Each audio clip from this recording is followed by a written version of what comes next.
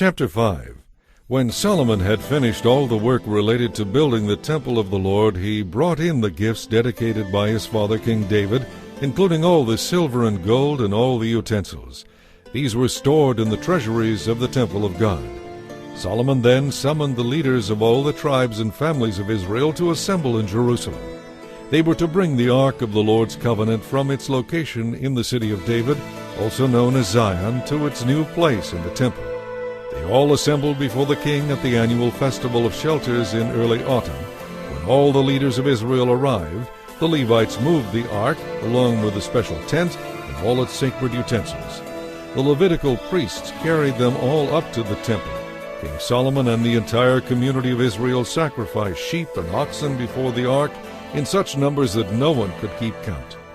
Then the priests carried the ark of the Lord's covenant into the inner sanctuary of the temple, the most holy place, and placed it beneath the wings of the cherubim. The cherubim spread their wings out over the ark, forming a canopy over the ark and its carrying poles.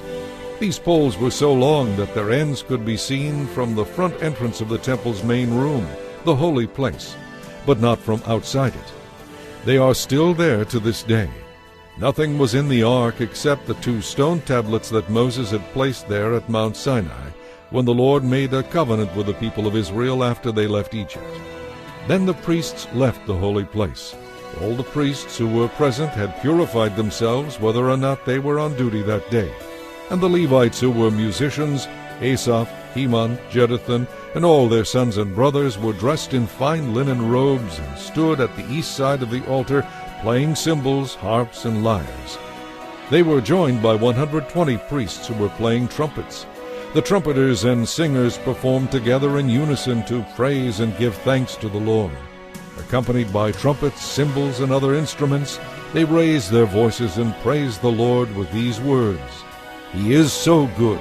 His faithful love endures forever." At that moment, a cloud filled the temple of the Lord. The priests could not continue their work because the glorious presence of the Lord filled the temple of God.